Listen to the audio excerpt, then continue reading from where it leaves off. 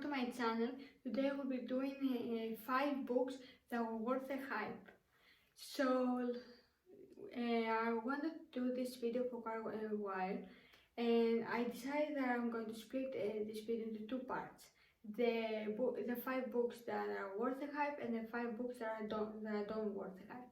So this is gonna be part 1, and part 2 will be filmed and posted for you guys later. So without any further ado, let's get straight into the video.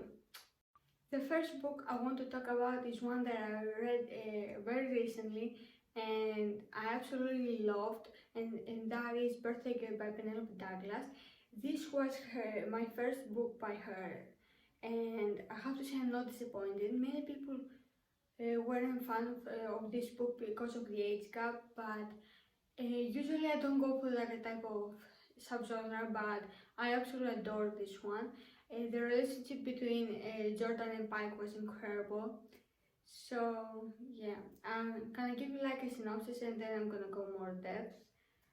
So this book follows Jordan, who is a girl 19 years old, and she's struggling a lot because her parents and her family are not in the picture, basically, and she has to work all the time to sustain herself.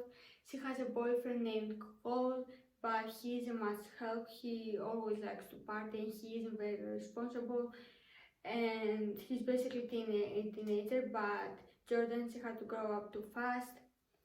Then we have Pike Lawson, who is the father of Cole, and he works in construction. He's 38 years old, and that's the age gap. And yeah, basically something happens to Jordan and Cole, and they have to move out from their apartment, and they go to live with his dad. And that's all I can say without spoiling you guys, but I will talk about this book for a few minutes now, but if there are any spoilers, I will put like a small icon here or there, or write something, I don't know. So this book was absolutely amazing. The age gap didn't matter for me so much because the attraction was so there, because it was such a slow burn romance, and you see them fighting it and making excuses because they say it's not wrong for them to feel this way, but eventually they give in to their feelings, and it's incredible because it's everything we wanted and so much more. Penelope Douglas has such a huge writing talent because she writes sexual tension so well, because in the entirety of the book we see them doing this back and forth thing, and then at the end everything happens and it's incredible. Also, I absolutely adored the time jumps at the end. They had in the end we had like 3 time jumps, one 2 months later, one 9 months later, and one 3 years later, I believe. And she basically gave us a lot of updates for their lives together after, and I'm so here for that. I'm probably gonna read this book soon, but as of now, 5 out of 5 stars in case you haven't guys noticed. Also have a review posted on my blog if you want to check it out. Next is a few books actually that I want to talk about, and that is the Off-Campus series by L. Kennedy. This is another series that I read very recently, and I absolutely loved all the books. 5 out of 5 stars, except for the third one, which I gave 4.75 out of 5 stars. I absolutely adore all the romances in this book, or the male characters or the female characters. It was all incredible. I binge read the series like in a matter of a few days. It's so fast paced and I absolutely adore it. Basically, we follow in the first book, we follow Garrett, who is team captain of his college hockey team, and he meets Hannah, and he begs her to tutor him so he can pass this class, and they come to this sort of arrangement so he can help her win this guy's crush on. And they start developing feelings for each other. It's incredible. And each book follows a different couple and a different character, but the other characters also make an appearance. For example, the first book is The Deal, and it follows Garrett and Hannah. The second book is The Mistake, and it follows Logan and Grace. The third book is called The Score, and it follows Dean and Ali. And the fourth book is called The Goal, and it follows Tucker and Sabrina. And my absolute favorite book of this series is The Mistake, because Logan has my heart, and of course Tucker is the second one, and I absolutely adore him. He has this kind of southern charm which I actually adore. And then it's for me Garrett and Hannah, and then last it's Dean. Nothing personal against Dean, I know many people love him, but I wasn't connected with him as much as I was with Logan, Tucker, and Garrett. So all these books 5 or 5 stars. I have posted the reviews on my blog, and yeah. Now these next few series that I'm going to talk about are quite famous, and one of those is A Court of Thorns and Roses series. And for that, I was against this series for so long, and I'm hating myself for that, because I read the first book and I wasn't very into it. I gave it like 3.5 stars, and I was like, this is what everyone is writing about. It's not that's much special. It's pretty boring. I don't know, the male lead is like blah, and I really hated it. So many friends of mine convinced me to pick up the second book, A Court of Mist and Fury, and I'm so thankful for them, because this book now is my all-time favorite book of all time. I don't even know how many times I've read it. I think it's 6 times already, and I've given every time 5 stars. And of course, all the other books I given 5 stars. I still haven't read A Court of Silver Flames, but I will get it soon. And basically, the story follows Farah, who basically is living in this very poor family and in a huddle because her father had too many debts, and and some debt collectors smashed his leg so he can't walk. So basically, Farah has to go out hunting into the woods, and she lives in a town where there is this huge wall which separates her realm from the Fae realm, basically. And she goes into the woods to hunt for food, and she ends up killing a Fae.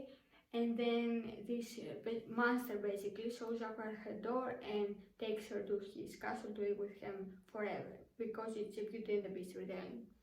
And then she finds out that there is this curse all over the kingdom, and only she can break it, and all these events start to happen. I can tell you more in case you haven't read it, but it's really amazing. If you guys are hesitant, read this book, push through it. I promise you the second book is worth all the torment you're going to endure in the first one. Now, this next series is again really famous, and that is The Six of Course Duology by Lee Bardugo. This series is everywhere on the internet, on BookTube, on BookTok, on BookTwitter, on Book Instagram, everything, and I can totally understand why, because it's truly incredible. Also, there is a TV adaptation of it. If you guys are interested, it's on Netflix now, 8 episodes. I would totally highly recommend watching it. And this series is in a whole different level from the Shadow Bone trilogy. It's phenomenal.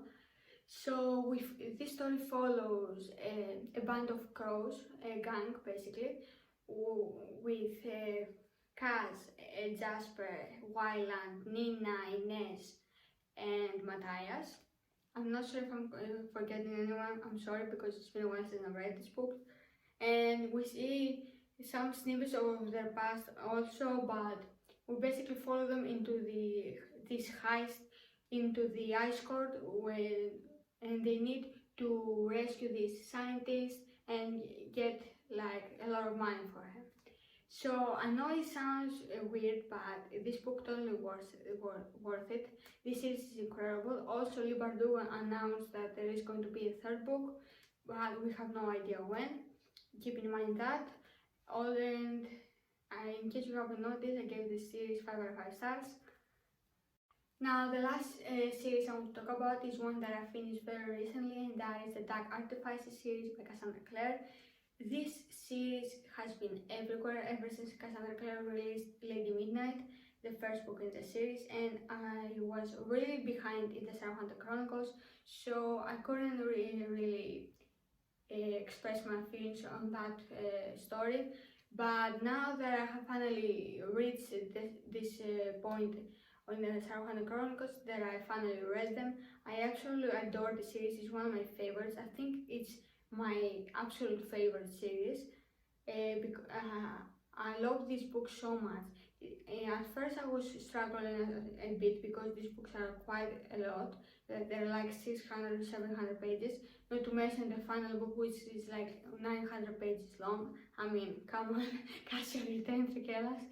But in this book we follow Emma Casters and Julian Blackthorne in the Los Angeles Institute. We also get a lot of old characters from previous books like Clary, Jace, Isabel, Alec and Magnus make an appearance also. We meet also a lot of characters, all the Blackthorns, which was quite difficult to learn on the names, but now they're engraved in my heart.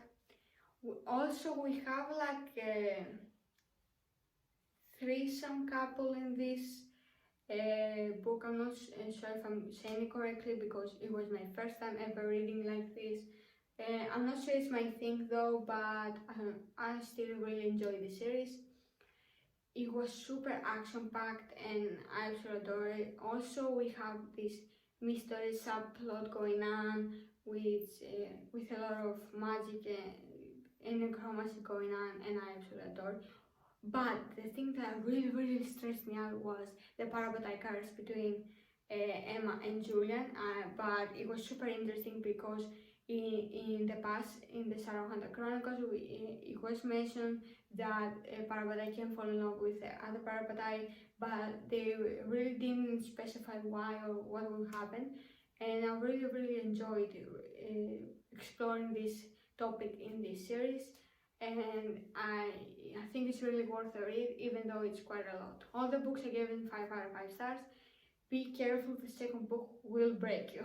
So that's it for my video. Thank you so much for watching. Like, subscribe, and stick around for more, and I will see you for my next video very soon. Bye!